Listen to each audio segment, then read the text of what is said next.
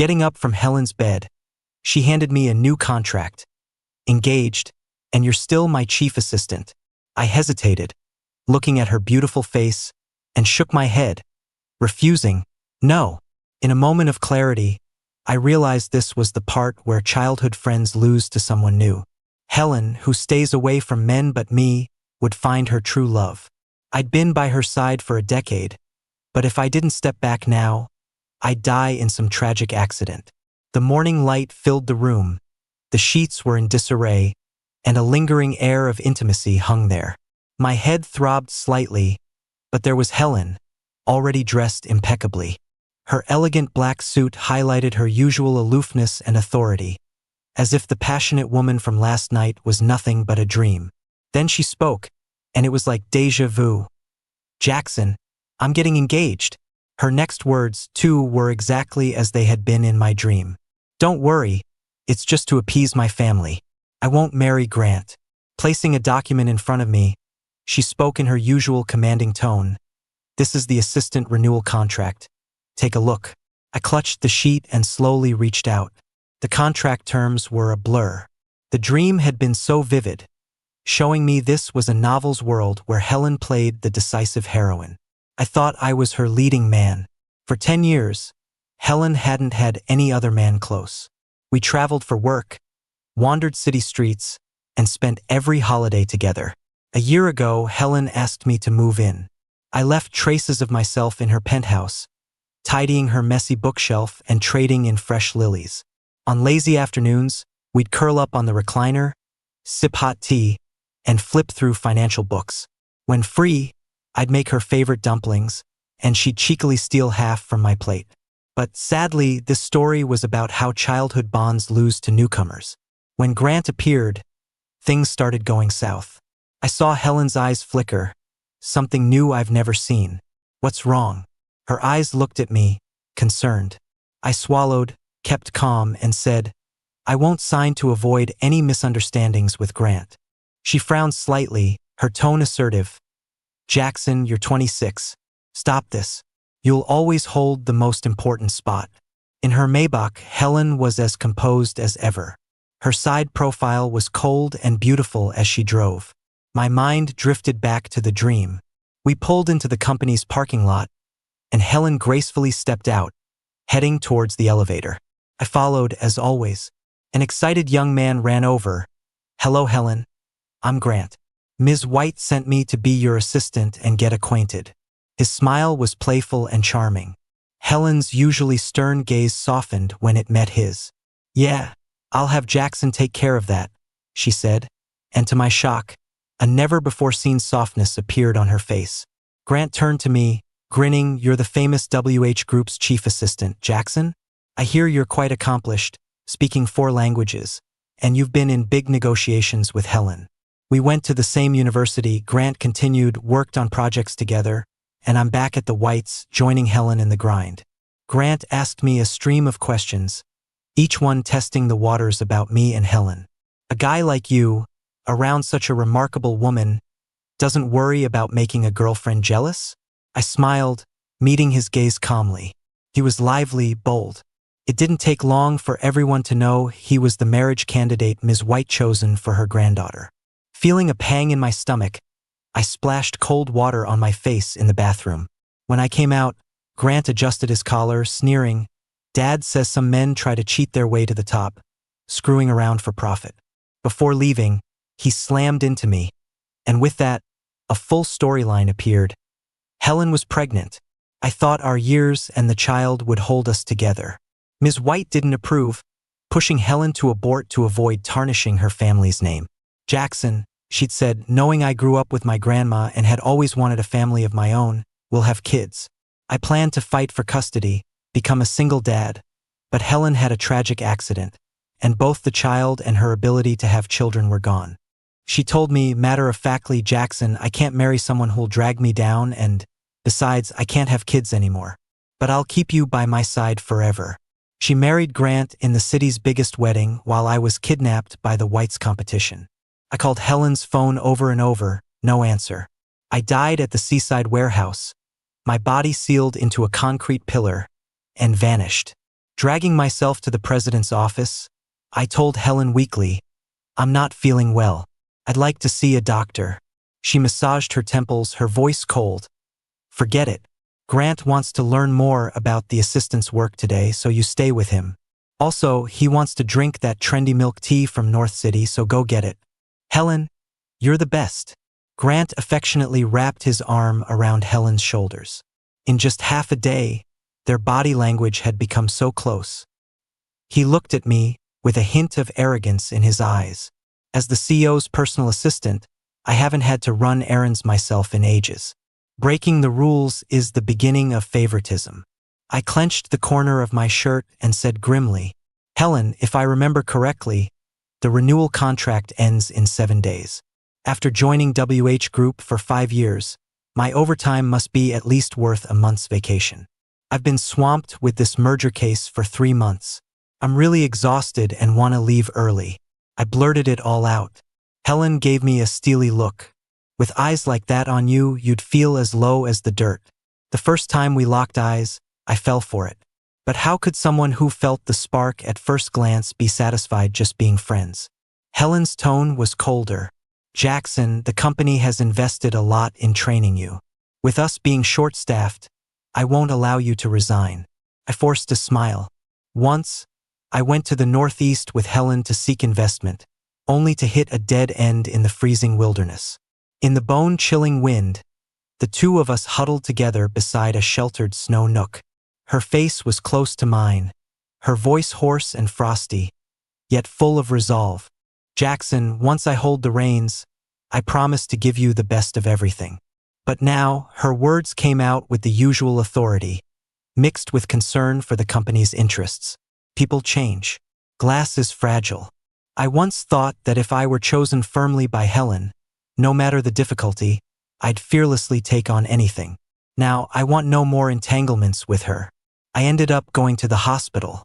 The doctor said my acute gastroenteritis was due to stress. When leaving, the doctor told me to get some good rest.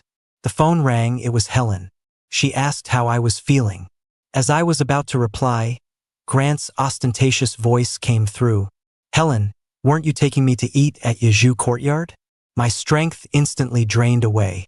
That's a hidden club in the heart of the bustling city. They had a dish of braised spring bamboo shoots, which was Helen's late mother's favorite. She said she'd only take me there. Cocking his head playfully, the young man mumbled something. Helen imitated a clumsy attempt at gentleness to soothe him. The call was abruptly disconnected. They've known each other less than a day, yet they're already hitting it off. Seems like romance overrules reason, feelings over principles. I lifted a hand and felt tears streaming down my face. Leaving the hospital, I noticed someone causing trouble. A burly woman wielded a sharp knife, aiming at a tall woman in a white coat, instructing a patient on precautions. Upon seeing that striking, exquisite face, I recalled a scene from a dream. I didn't hesitate to rush forward. I forcefully pushed the woman aside, and my arm got slashed. The crowd cried out and swiftly subdued her. Nancy narrowly escaped. She's an acclaimed international top-tier surgeon who didn't follow her family's plans to inherit the business, having just returned from abroad. She's also Helen's best friend. In the dream, Nancy had her wrist slashed, and she couldn't hold a scalpel again.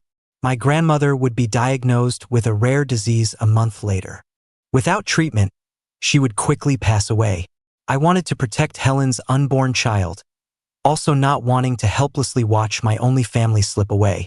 I met Nancy a few times when Helen took me abroad, considered acquaintances. Nancy personally bandaged me. "Jackson, I don't know how to thank you. I'll tell Helen and get you a nice gift." No need to inform Helen. I saved you, not for her. Nancy looked at me in surprise. Her expression seemed skeptical. Over the years, I've done a lot for Helen, negotiating over a drink, tackling difficult clients, mingling in high society circles. I regularly sent carefully chosen gifts to her friends. Nancy was no exception. Thinking of my grandmother's illness, I earnestly asked, "Nancy, could you promise me one thing?" I wanted to go back to Helen's penthouse to pack up my things. Fingerprint verification failed. As I hesitated, the door opened. Grant's handsome face popped out. "Jackson, what brings you here?" I was about to speak when Helen walked out. "Is there an important document I need to sign so late?" Grant chuckled. "Jackson's so dedicated. Said he felt unwell and wanted to resign this afternoon. Yet here he is at the boss's house at night. His words accused me of being untrustworthy." Helen apparently didn't catch the insinuation, affectionately touched his face. I held back my bitterness, striving for a calm tone. "Yesterday I accidentally left some ID." Grant showed an I-knew-it face, playfully pinched Helen's waist. "I told you I could never tolerate this. In the future, when we marry, you must promise me you'll replace your assistant with a female one." Awkwardly, I entered the house. Looking around, the cups and pillows I once purchased were all gone. I took my passport and ID. Before leaving, Helen stood there in her sharp suit, uncuffed her sleeves and leaned against the door. "Grant's still young. I'm concerned he might complain to the elders and cause you trouble." I detected the undertone in her voice. "Got it." I booked a ticket back to my hometown. The countryside was peaceful at dusk.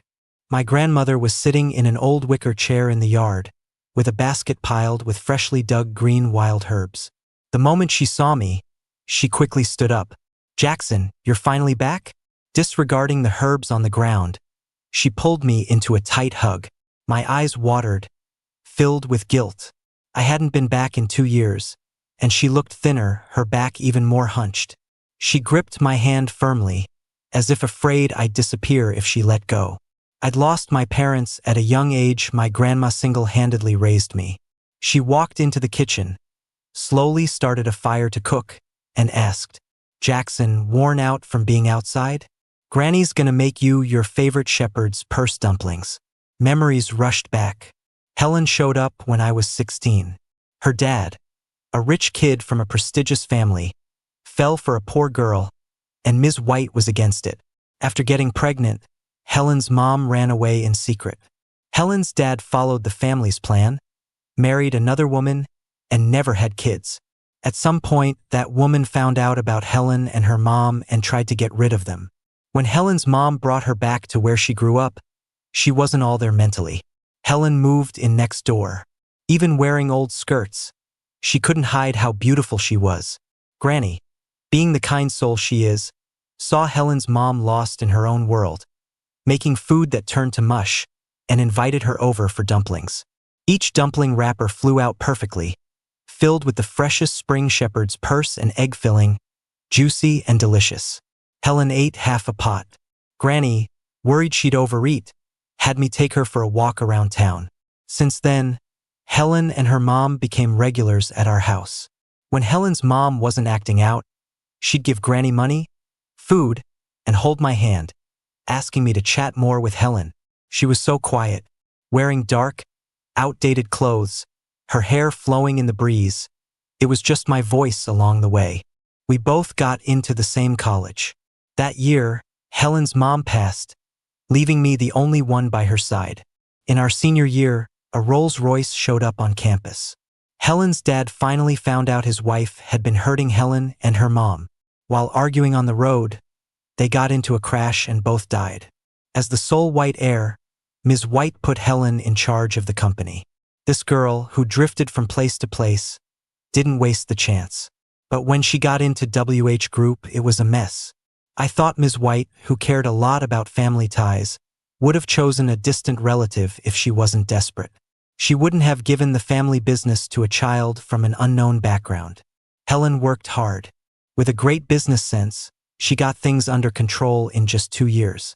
It wasn't easy, and I stood by her through it all. After she made a name for herself, many men, willing or not, approached Helen. She kept her distance from everything around her. I thought I was different. I chuckled at myself. No late-night emails from crossing time zones, no sudden flights to book, no alarms set to a specific time. I finally got a solid night's sleep. Granny refried last night's leftover dumplings. Crispy golden skins with tender shepherd's purse filling. So good you'd think your eyebrows fell out. She looked at my sharp chin and sighed. Who says it's bitter? It's as sweet as shepherd's purse. I know you like Helen, but you've seen how her mom's life turned out. Granny was a language teacher all her life. She wanted to remind me that some paths just don't cross. But back then, I felt Helen treated me well. She gave me her secondary card, had a private jet ready at all times, gifted me watches on holidays, and never forgot to get me new clothes each season. Being by her side was more important than any official status. So, I turned down every other suitor. I was willing to stay without a title to be with Helen. Thinking back, she never even confessed her love for me. The phone rang. It was Helen. Why didn't you come to the office? I've told you I want to quit. Jackson, I didn't agree to that. When I stayed silent, she softened her tone. You're tired, I'll give you a week off. Renew the contract when you come back in 7 days. This Ms. White's rule. Helen never made an exception for me. I know she's determined to get what she wants, so I just said, we'll see. Then I hung up and turned off the phone. I've never ignored Helen's calls before. She's like a goddess from another world. Impossible to resist. This was our fate. But now I had to cut the ties holding us together. I wanted to take Granny to the city for a checkup.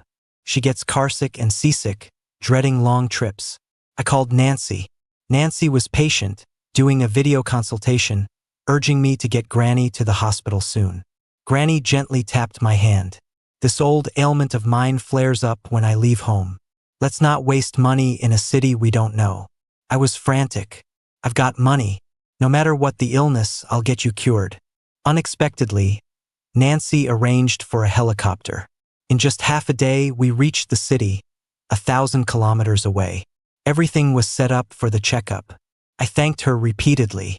But Nancy looked at me silently, her eyes unreadable. I didn't think much of it, quickly asking, "What's Grandma's condition? It's not looking good. This rare disease is hard to treat." My legs turned to jelly. I felt the world spinning around me. Nancy patted my shoulder, comforting me. "I'll do everything I can. Spend as much time as you can with her these days." I took a deep breath, forcing a smile. I hired a caregiver and returned to the small place I'd bought. A familiar figure stood at the door. Helen looked at me, eyes heavy. "What's going on? You don't answer your phone or messages." I was surprised. Nancy and Helen were close, yet she didn't tell her about Granny's situation. "I'm not going back.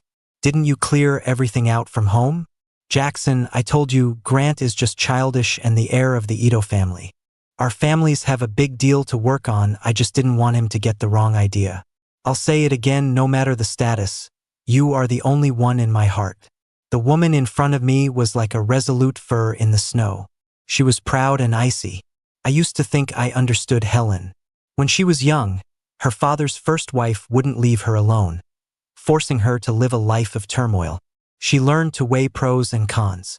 I accepted her dark and calculating nature. I gave her my genuine heart, but she still tried to hold me back after things changed, not letting me leave. "Helen, you should know I've liked you. For a whole 10 years. Not just 10 months or 10 days. So isn't everything I can give you enough?" With a calm voice, I asked, "Do you think someone who likes you this much can watch you marry another man?" Helen left. Her pride wouldn't let her bow down. I stayed at the hospital. Nancy quickly arranged surgery for Grandma. Everything went well thanks to timely treatment. With gratitude, I brought a gift to Nancy's office. It was a minimalistic space, dimly lit. Nancy's long fingers touched a surgical knife, gently and affectionately, as if it were her closest companion. I was startled. "Nancy, why don't you turn on the light?" She looked at me with deep eyes and suddenly asked, "Jackson, do you believe in reincarnation?" My heart skipped. I opened my mouth instinctively, but nothing came out. Nancy seemed trapped in memories, her voice carrying a sense of weariness. "In the last life, those troublemakers severed my wrists. My life and career were destroyed. But in this life," her tone softened, her gaze toward me full of gratitude. "Your appearance changed my destiny entirely." In Nancy's mournful yet steady voice, I heard a story I couldn't learn in dreams. Though born into wealth, Nancy wasn't happy. Her mom purposely left her sick dad locked in a basement when taking her out. A fire broke out, killing Nancy's father. In less than half a month, her mom moved in a lover and his kid. Nancy felt guilty, thinking if her dad hadn't been sick, maybe her childhood would have been better. She wanted to become a doctor and use her life to heal her childhood. However, after her wrist was ruined, she returned to her original despair, completely becoming a family outcast. Even her best friend, Helen, drifted apart after seeing Nancy unable to operate on Grant's father. Nancy fell into severe depression. Helen watched as Nancy's mom forced her from a skyscraper. Coming back, I found my wrists were fine. You changed my life. So, do you want to change yours? She's reborn.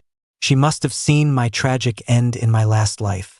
With 2 lives experiences and my revealed plot, Nancy understood her father's death was suspicious. Her father had funded her mother's venture. In the end, he died under mysterious circumstances. Her mother claimed he went crazy and accidentally caused a fire. After Nancy and her father died, the lover's son inherited everything, and Nancy's mom became a prominent figure. Greedy for profit, during Helen and Grant's grand wedding, Nancy's mom's family brought lavish gifts to a table next door. My finger cut a blood trace on my palm. I anticipated Helen's cold indifference, but didn't expect her to abandon even a decade-long friendship. Covering my inner grief, I asked Nancy my thoughts. You know business, having been close to Helen. She hoped I'd seize her mother's company, splitting profits with me. I agreed. Expertise matters. Nancy devoted herself to medicine without much time for business. I handled many deals while working with Helen. Nancy got a small company from her mom. Her mom initially disagreed, but I argued persuasively. Who can guarantee they'll never fall ill? She understood. With a famous international doctor-daughter, business would thrive. Before taking over the Millers, I planned to cut ties with Helen. I had to act decisively. Inviting Helen for a talk, I asked whether she planned to abort our child to marry into the Ito family. She admitted with a cold demeanor as if discussing something impersonal. Jackson, this child can't stay. It'll ruin my plans. My heart shattered. Some pain shouldn't be borne alone. Watching her walk away indifferently, I texted her. Would someone who breaks a sincere heart go to hell? Nancy quickly replied, yes. She seemed to sense my situation, adding, stop calling me Nancy, call me Nancy. I said, then call me Jackson, not Jackson. Sharing secrets speeds up friendship. At a business event, we appeared arm in arm. Many approached Nancy, eager to connect. Death is unavoidable for everyone who wouldn't want to know someone skilled in medicine. Helen and Grant showed up too. Comparing my calmness, Grant radiated like the sun. Yet the staff complained why Grant couldn't just enjoy being a rich boy instead of hovering. Grant never worked, spoiled at home. He became a habitual mistake maker who never learned. He added a ton of sugar to his coffee. Helen, who doesn't like sweets, could only smile indulgently when she drank it. He messed up the data on an important document, making the client unhappy, but shifted the blame onto his colleagues in the assistant department. He could do nothing and still take credit for others' work. Yet, he wants Helen to think highly of him, so he does everything himself. Besides being charming and handsome, he's pretty useless. But his main character vibe is strong. Helen just thinks he's a big kid at heart, and making mistakes is no big deal. I think it's ridiculous. Last time, I mistakenly identified the client's companion as their spouse instead of their mistress, creating a bit of a mess. Helen cited company policy for keeping work and personal matters separate and docked me half a month's pay. Love and favoritism are so obvious. Coming out of the restroom, Grant stopped me, raising his expensive watch with a smug smile. Jackson, I'm getting engaged to Helen soon. I heard you're great at your job, so you'll be handling our wedding. His attitude was condescending. I coldly refused. Grant lowered his voice. We're both guys. Don't think I don't know what's on your mind. The first time I went to Helen's apartment, I saw your underwear there. Gross. Gross? Don't tell me you leave the house but naked? He was caught off guard, furious with embarrassment. But the first time I went to her place, she changed the lock code to my birthday. She even calls me Grant, that's what only family calls me. So what? Jackson, you understand me? I'm not allowing you near Helen anymore. I just chuckled. Relax. I'm not going back to the company, nor am I visiting her home again. My voice wasn't loud, but it was just loud enough for Helen to hear nearby. She stopped me and gently touched my tired face. Jackson, you've lost weight. Haven't been taking care of yourself? Instinctively, I dodged. Helen chuckled softly. We've known each other so long, and this is the first time I've seen you upset for so long. I smirked. You said it yourself, Helen. You always said you hate rash people, yet you treasure one. I've already mentioned it. Marrying into the Ito family is for winning the Southtown project. Is marriage just a bargaining chip to you? Why not? The kingdom we build will be ours. Is Helen implying she wants me to be a secret husband or a covert lover? Jackson, you've changed. You never cared about status before. What guy wouldn't want it? But because I loved her, I was willing to wait. But compared to my life, the value of love didn't seem that important anymore. Helen was pretty cunning. She knew Ben from the assistant department and I got along well. And yet, let Grant sabotage him. Jackson, if you're not coming back, I have no choice but to let others take the fall for you. Does she have to push so hard? I just missed you. At that moment, I realized my feelings for her had given her too much of a filter. I used to think her harshness was from her broken past. But now I see it's her true nature. The assistant Ben was handpicked by me. Hardworking and efficient. If Helen and Grant undervalue him, they better not blame me for stealing talent. The company I got from Nancy's mom was a mess, and I needed my own people. Ben was thrilled. Following you, boss, means good meals without the stress. Ben would complain about Grant's spoiled attitude and the CEO's indulgent spoiling. The company was a mess, but Helen blamed it on us. Before, I never made Helen worry. From billion-dollar deals to a single office screw, I handled everything. My heart was already tired.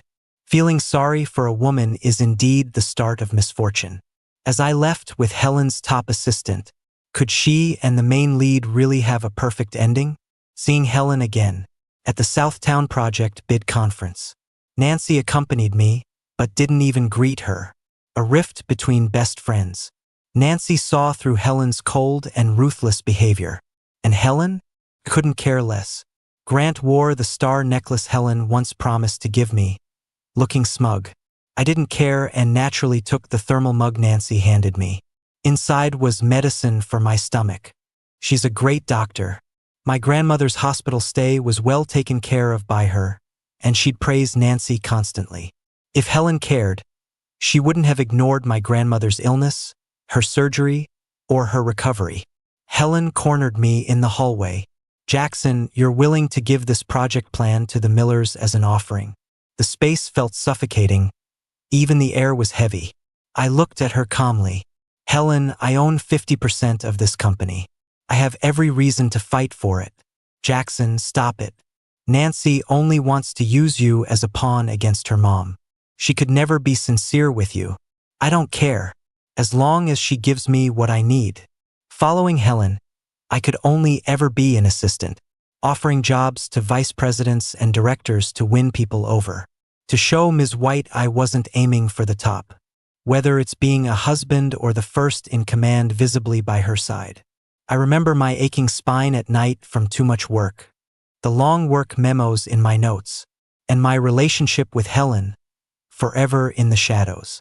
I took a deep breath. Helen, you build walls so high but hope someone brave enough climbs over to love you. You only love the selfless version of me. She paused, with a hint of helplessness in her voice. Jackson, I thought you didn't care before. But if you'd asked, I'd have given anything to you. That's not it. If you have to ask, it's pity, it's charity. But not true love. I successfully secured the Southtown project. Couldn't have done it without Nancy's help. She performed surgery on a top-notch investor and gained his favor and support. Nancy's mom was pretty impressed. She wanted to use her eldest daughter to gather more resources. Nancy agreed on the surface, but she was secretly following my plan and made plenty of extra demands.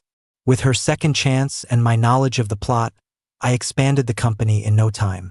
We both know, if this world revolves around the male and female leads, We have to strip their halos to give NPCs a chance to breathe. Nancy asked me, "You've had feelings for Helen for years. Can you really let go?" I looked up at her probing eyes and said slowly, "No one waits around forever. Lately, Grant has been trying to trip me up. He spread rumors in the high society claiming I was sleeping with different women to secure deals.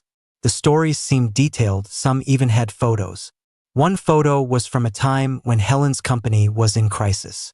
A major client of hers asked me to accompany them up north for business talks, and we spent 3 days and 2 nights alone. I chuckled softly. In her eyes, I might have been tainted all along. Otherwise, how could Grant know about something so private? Helen is still Helen. She thought I latched onto Nancy, and she'd rather ruin my reputation to sever ties between us. Her love was too shallow, too cheap. Don't trust someone you doubt. I just realized it too late. Can't blame others. Nancy removed her coat and draped it over me. "I believe in you," she said. Helen accompanied Grant to the hospital for a checkup. When our eyes met, Helen turned her face away, looking a bit uneasy. Upon seeing Nancy, Grant immediately rushed over. "Nancy, my dad's sick. The dean says your skills are among the world's best. Keep your schedule open so you can focus on my dad's surgery." He assumed Nancy would agree because of Helen's connections. "Sorry, my schedule is fully booked for the year," Nancy replied calmly, then turned to do her rounds. Grant was furious and chased after her. I ignored her escape, his chase. I was about to pack up some wontons for Grandma when someone pulled me aside. "Jackson, why didn't you tell me Grandma was sick? Grandma's been in the hospital for half a year. If you cared at all, you wouldn't be clueless." Helen, dressed in a handmade black suit dress, had creases on her collar, no longer perfect like before. Honestly, her face once deeply attracted me. Even Grandma, wise to people, had said Helen's nature might let me down. I was like a moth to a flame. Helen smirked coldly. "Just because Nancy saved Grandma, you'd devote yourself to her and oppose me?" Her eyes instantly turned murderous. I looked at Helen, disappointment in my eyes. "In the hardest times, it was Grandma who paid your tuition and cared for your mom in the hospital. Many people in this world have shown her kindness. Unfortunately, some only remember the bad." I stopped talking. Silence wasn't the absence of emotion, it was feeling there was no point in continuing. Being by Helen's side, I wasn't without growth. The drinks I've had, the tables I've negotiated, the late-night plans I've made. Even the clients I've dealt with have become my resources. Of course, I can't forget how easily enemies shoot themselves in the foot. Helen's assistant lost some capable staff. Grant is a jealous guy. To him, every tall and handsome young male employee was a rival. In the company, Helen always held the reins. I oversaw personnel. But this time, a rich kid with no work experience started meddling with company policy. It marked the beginning of the downfall. Grant accidentally leaked bidding information, causing a major project loss. Helen had him draft a contract, and a decimal error caused huge losses. Plus, Helen was too busy smoothing things over, clinking glasses with business moguls. In Grant's eyes, his goddess was being coveted. I seized the opportunity and snatched WH Group's territory, sharing the good news with Ms. White. She was livid. I felt like I avenged the time in my dream when she let kidnappers take me away for ransom. After all, if WH Group hadn't angered someone, I wouldn't have become a scapegoat. The male and female lead's halo seems to be fading. When Helen found me, her makeup was smudged, and she hadn't changed her suit dress in 2 days. Not typical for a cleanliness-obsessed leading lady. "Jackson, will you come back to me? Grant isn't a suitable husband. I've had the family cancel the engagement with the Ito family. But am I some trash recycling martyr? Helen, ever since our unborn child was gone, it's been clear there's no going back." I reminded her she personally said she wanted to terminate the pregnancy. She was shocked. "Jackson, it was just an embryo. How dare you use that against me? Don't be ridiculous. You were set to get engaged to the Ito family. Ms. White would never let that child exist." Helen was speechless. I was stating the truth. As a power-seeking decision-maker, She couldn't allow unstable factors. Like in the dream, she wouldn't let anyone stand in her way to the top. Not even her unborn child. Helen, from the moment you left me, I realized I'd be better off without you. But Jackson, without you, my life is miserable. Her stomach is weak, and Grant likes spicy food. Accommodating his tastes led to stomach cancer. She said, I really miss the days when you took care of everything for me. Helen's beautiful face, for once, showed regret, remorse, and discontent. But to me, it no longer mattered. Helen's career faced a downfall. Her health was failing. Grant seemed truly in love with her, wanting to mend their relationship despite family opposition. But with Grant's father falling ill, he was too preoccupied. Nancy never agreed to operate on him. Not long after, Grant's father passed away. Grant's mother, who built the family's wealth, brought the illegitimate child into the house. I sighed softly. No wonder the Ito family raised their son to be lazy and clueless. If Grant wasn't the main character, he would have been toast by now.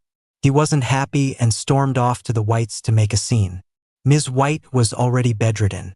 She was furious when she learned he ruined several big projects for the Whites. When the troublemaker showed up at her door, she came out in her wheelchair to scold him. No one knows what exactly went down between them. Grant lost control and pushed the old lady down from the second floor. She died instantly. The police came and took him in for questioning. After the funeral, Helen came to find me. Jackson, I had a really long dream. For the sake of family ties, I gave up on you and the kid, which led to your tragic death. The sudden dream made everything clear to her. If I hadn't met Grant, could I have ended up with you? No way. For the past 10 years, she had plenty of chances to speak up. But she knew deep down, her husband could maximize her value. Jackson, you have every right to hate me, but I still love you. Can you give me a chance to make it up to you?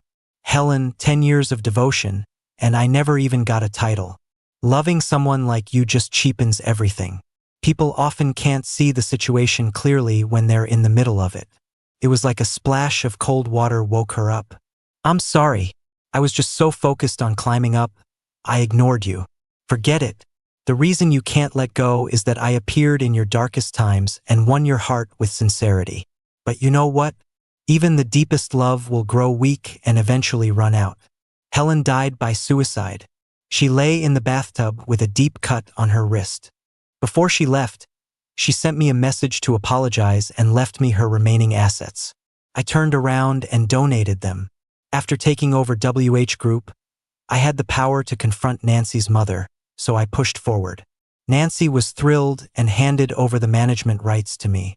We got married in due course and had a set of twins. She's still a workaholic, wielding her scalpel and saving patients all over the world. I'm also super busy, but I always make time every day to play with our adorable kids.